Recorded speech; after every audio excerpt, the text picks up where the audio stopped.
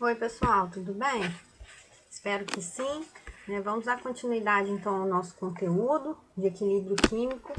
Então, só relembrando um pouco, né? As características do equilíbrio, nós temos velocidade da reação direta e da reação inversa iguais. O equilíbrio químico, ele é uma reação que não para, tá? É um equilíbrio dinâmico.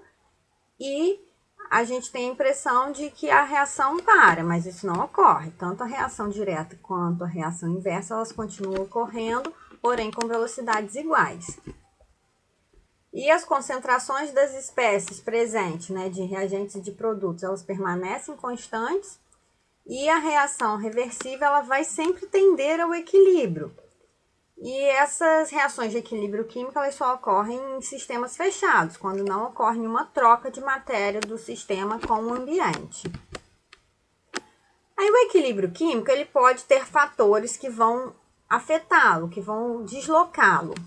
Quando um sistema atinge o equilíbrio, ele tende a permanecer nesse estado de equilíbrio se não houver nenhuma perturbação externa. O Le Chatelier, ele estudou esses sistemas em equilíbrio e os fatores que poderiam vir a afetar, que poderiam perturbar esse equilíbrio. Então, ele elaborou um princípio que se chama de princípio de Le Chatelier para explicar esse comportamento dessas reações.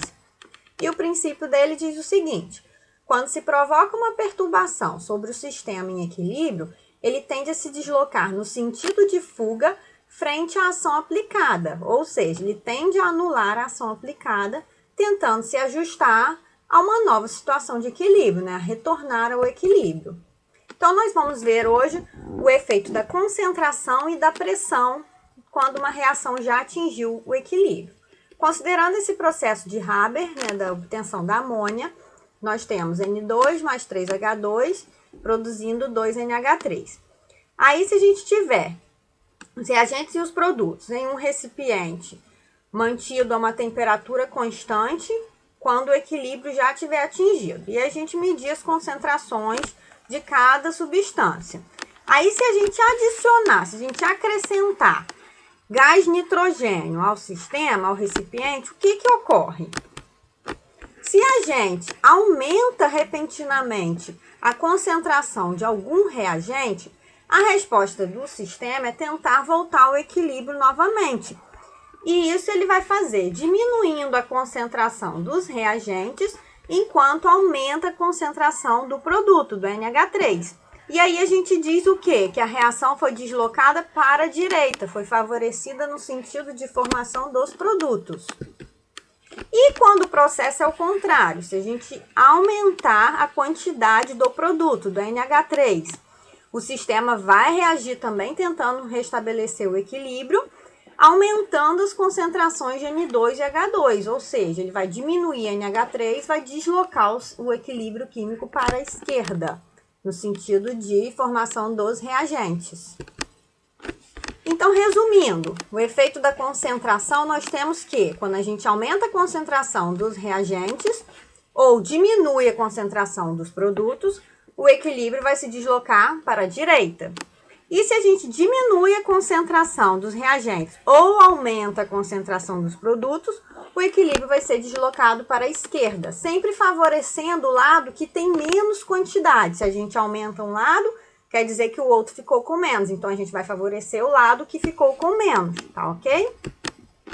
Em relação à pressão, considerando também a reação de Haber, né, de produção da amônia, se a gente tiver em um recipiente e repentinamente, né, mantendo a temperatura constante, repentinamente o volume do recipiente for diminuído, as quantidades de N2, H2 e NH3 não serão imediatamente afetadas, mas suas concentrações vão aumentar imediatamente. Então, como que o sistema vai reagir?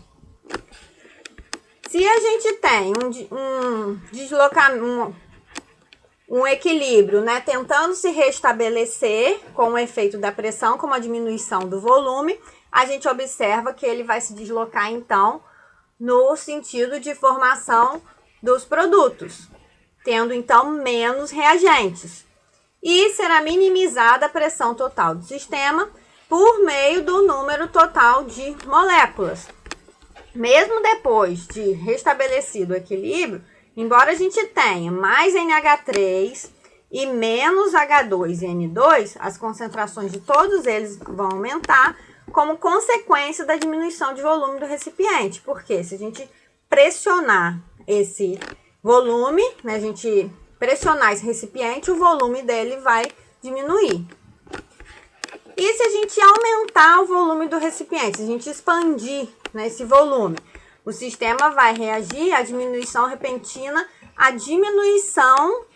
a pressão total deslocando o equilíbrio para a esquerda. Ou seja, a gente vai ter menos NH3 e mais N2 e H2.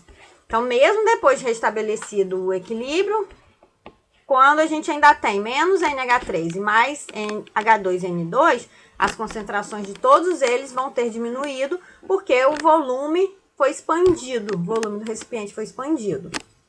Então, resumindo o efeito da pressão, se a gente aumenta a pressão total do sistema, ou seja, se a gente diminui o volume, né, quando a gente pressiona, a gente faz compacta esse volume, a gente desloca a reação para o lado que tiver menos moléculas gasosas.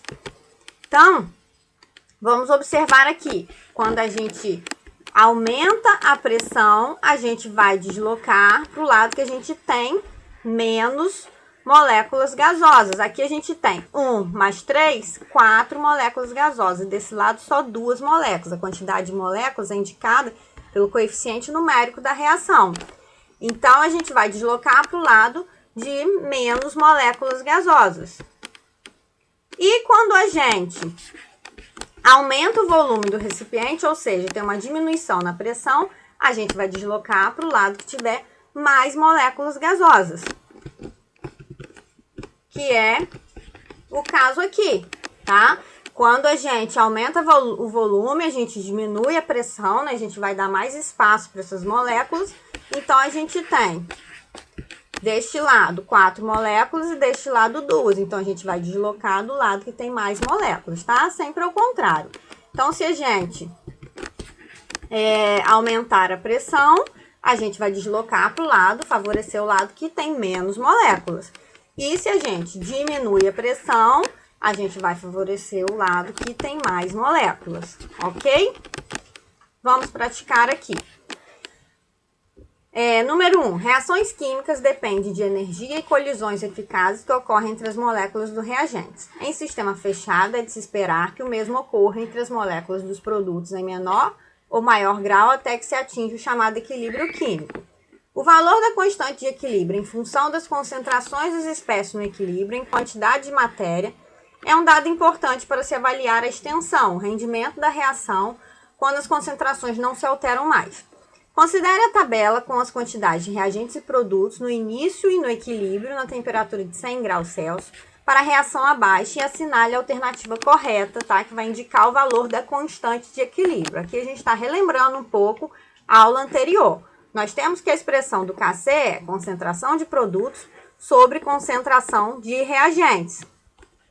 E nós temos as concentrações de produtos e reagentes no início e no equilíbrio. Como a gente vai usar a constante de equilíbrio, a gente vai utilizar os valores no equilíbrio químico, que vai ser, então, na expressão produto NO2 elevado a 2, concentração de NO2 elevado a 2, e reagente, concentração de N2O4. Então, nós vamos ter a concentração de NO2 no equilíbrio, 0,09 elevado a 2, e, desculpa, aqui está errado, 0,09, coloquei um 0 a mais, dividido pela concentração do reagente do N2O4 no equilíbrio, que é 0,03. E aí, fazendo esse cálculo, nós vamos encontrar uma constante de equilíbrio de 0,27, correspondente à letra B, ok? Então, os valores de concentração, aqui é mol, tá escrito mil, mas é mol. Os valores de concentração no início da reação não vão ser utilizados, porque a constante de equilíbrio é quando o equilíbrio já aconteceu, ok? Um dos processos de fabricação de H2 consiste em passar uma mistura de monóxido de carbono e vapor d'água sobre um catalisador adequado a temperatura de 50 graus Celsius. A reação é a seguinte: CO mais H2O produzindo CO2 mais H2. Procedimento correto para obtenção de um rendimento de hidrogênio é, então a gente quer ter mais quantidade de hidrogênio. A gente quer favorecer o lado, então, da reação do lado direito, no sentido de formação dos produtos. Diminuir a concentração de monóxido de carbono. Se a gente diminui a quantidade aqui, a concentração do monóxido de carbono, do CO, a gente vai deslocar essa reação no sentido de formação dos reagentes. A gente vai favorecer o lado que tem menos. Injetar gás carbônico em excesso. Se a gente injeta gás carbônico aqui, a gente vai deslocar a reação também para o lado que ficou com menos. Se a gente aumenta aqui, a gente vai deslocar para o lado dos reagentes. Injetar vapor d'água em excesso? Sim, se a gente aumenta aqui, a gente vai deslocar a reação no sentido de formação dos produtos, então a gente vai ter um aumento na obtenção de hidrogênio, no rendimento do hidrogênio. E nenhuma dessas, né, tá errado, porque a letra, no caso, a letra C, tem erro de digitação aqui também, tá? Vai ser injetar vapor d'água em excesso. Para o equilíbrio abaixo, determine o efeito provocado por cada ação listada. Então, nós temos a reação, tá? Ferro no estado sólido, H2O no estado gasoso, óxido de ferro no estado sólido e H2 no estado gasoso. Se a gente adicionar H2 ao sistema, a gente vai deslocar a reação no sentido de formação de reagentes para a gente compensar esse aumento deste lado. Se a gente adicionar H2O ao sistema, a gente vai deslocar para a direita na formação de produtos para compensar também o aumento, né, a gente vai ter nesse lado. Então, o aumento da concentração de H2O favorece o lado dos produtos. E se aumentar a pressão total do sistema, não irá afetar o equilíbrio. Quando a gente aumenta a pressão total, a gente vai deslocar no lado que a gente tem menos moléculas gasosas. Aqui nós temos o ferro no estado sólido, ele não vai participar. A água no estado gasoso, então de reagente temos 3 moléculas gasosas. E óxido de ferro, estado sólido, não vai participar. H2, estado gasoso, são 3 moléculas também. Então o equilíbrio não será afetado, porque os dois lados têm a mesma quantidade de moléculas gasosas.